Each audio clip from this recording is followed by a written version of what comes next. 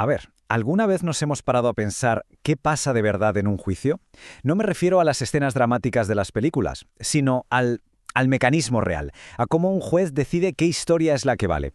Bueno, pues hoy vamos a meternos de lleno en el corazón de un proceso civil, la fase de la prueba. Para entenderlo, imaginemos una situación que nos podría pasar a cualquiera. Un golpe entre dos coches. El conductor A dice que el conductor B se saltó un ceda al paso. El conductor B, por su parte, jura y perjura que fue él quien frenó en seco sin motivo. Cada uno tiene su propia versión, su verdad.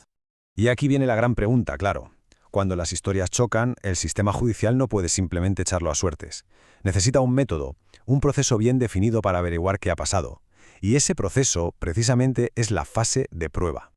Vale, vamos por partes. Todo arranca en lo que se llama la etapa de postulación. Es aquí donde se pone todo sobre la mesa. Cada parte presenta su versión de los hechos de forma oficial y básicamente se dibuja el campo de batalla legal. Y una vez que sabemos de qué va la pelea, entramos de lleno en las herramientas que se usan para probar las cosas. Y aquí, ojo, hay que entender una diferencia que es fundamental, la que existe entre las fuentes de prueba y los medios de prueba. Vamos a ver. Esta división es, en esencia, la diferencia entre el qué y el cómo. Las fuentes de prueba son el qué, las personas, los objetos, los hechos que se han mencionado desde el primer momento. Y este universo es cerrado. Es decir, si no se habló de un testigo en la demanda, el juez no puede, por norma, sacárselo de la chistera. En cambio, los medios de prueba son el cómo, y aquí la ley es mucho más abierta. Son las herramientas para traer esas fuentes al juicio y, claro, pueden ir cambiando con la tecnología.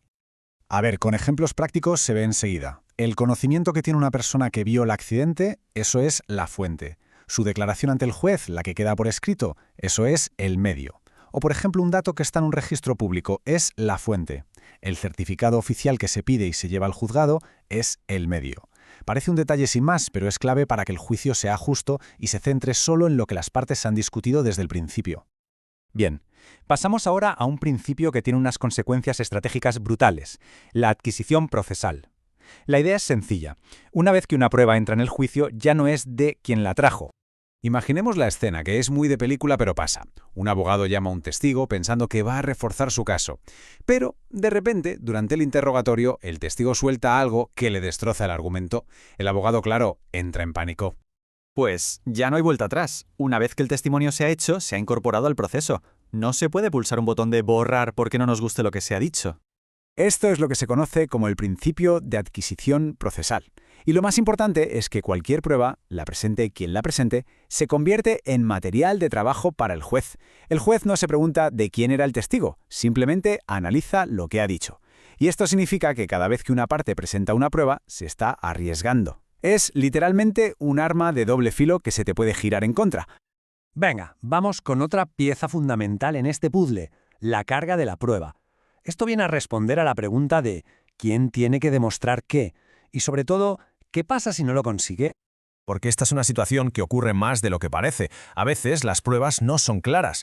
El juez no puede encogerse de hombros y decir, pues no lo veo, así que no decido. No, está obligado a dictar una sentencia. Entonces, ¿cómo lo hace? La solución es este concepto de carga de la prueba. Y para pillarlo bien, lo mejor es compararlo con otras cosas.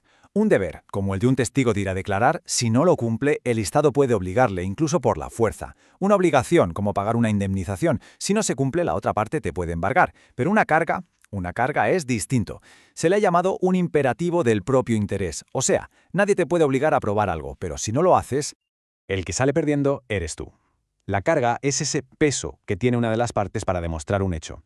Si esa parte no consigue levantar ese peso, si no logra probarlo, el juez simplemente dará por hecho que eso no ocurrió, y por tanto esa parte perderá ese punto de la discusión.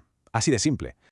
Y por fin, con todo esto sobre la mesa, llegamos al momento de la verdad, la valoración de la prueba. Es aquí donde el juez tiene que coger todo lo que se ha presentado, analizarlo y llegar a una conclusión. Históricamente ha habido varios sistemas. Estaba el de las pruebas legales, donde la ley te daba una especie de receta y te decía cuánto valía cada prueba. Luego, el de la libre convicción, donde el juez tenía una libertad casi total. Y finalmente el que se usa de forma general hoy en el mundo civil, el sistema de la sana crítica. Pero mucho cuidado, sana crítica no significa opino lo que me da la gana. Es un método muy riguroso. Primero, el juez está atado a lo que hay en el expediente, no se puede inventar nada. Segundo, tiene que usar las reglas de la lógica y la experiencia, el sentido común, para darle sentido a todo. Y tercero, y esto es importantísimo, tiene que explicar en la sentencia, paso a paso, cómo ha llegado a esa conclusión. Así todo el mundo puede entender su razonamiento y si no está de acuerdo, recurrirlo. Así que después de todo este viaje nos queda una reflexión final. El objetivo de la prueba en un juicio no es tanto encontrar una verdad absoluta, filosófica, es más bien construir una verdad procesal. Es decir, se trata de determinar qué versión de los hechos ha quedado demostrada siguiendo las reglas, las limitaciones y las estrategias de este juego tan complejo y tan fascinante.